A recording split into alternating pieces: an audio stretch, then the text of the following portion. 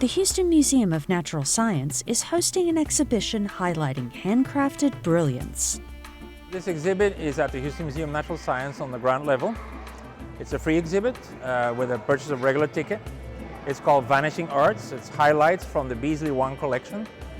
Beasley Wang refers to a husband and wife medical team. Both of them are researching hepatitis B in Taiwan and surrounding areas. And that is writ large because Taiwan became mainland China, became Malaysia, Indonesia, Philippines, New Guinea. And so these two doctors, as I said, husband and wife, would not only do medical research, attend conferences, but also as they were on location, so to speak, then travel, spend some time in these areas and collect and bring things back home. And over a period of about 30 years, they have collected an incredible amount of objects. And most recently, the collection came to the museum.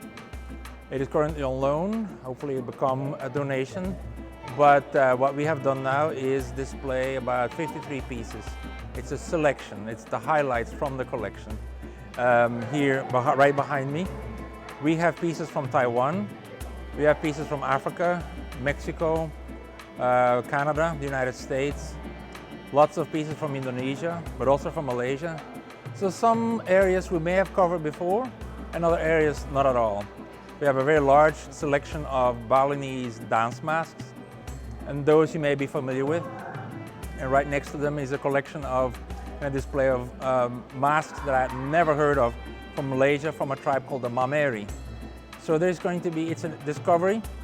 There's going to be things that you have never heard of, never seen before. There is some interesting material from a small island off the coast of the island known as Taiwan. And it's primarily a fishing culture. And we have an ocean-going canoe on display. We have some armor, very primitive looking armor that was used by the indigenous warriors on that little island outcrop where people primarily fished. And if there was warfare to be done, they put on a wicker helmet and a burlap piece of body armor with big circular nuts that they had cut in half, sewn it onto the burlap, and that was going to be their let's go to war outfit. So it is going to be a discovery, if you want, and lots of things to be seen that you probably have never ever seen before. In this case, the two doctors, husband and wife, did collect not that long ago, 1980s and later, and yet it's extremely important for people to be able to collect legally, of course, but at the same time collect and share with people as we are here. And that is the reason the title says Vanishing Art. It underscores even after just, quote unquote, just 30 years, there are things that don't exist anymore.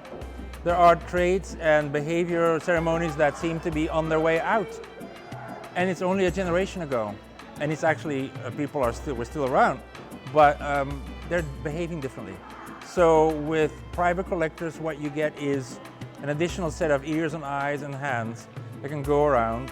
And the more context that is collected together with the object, the better the story is.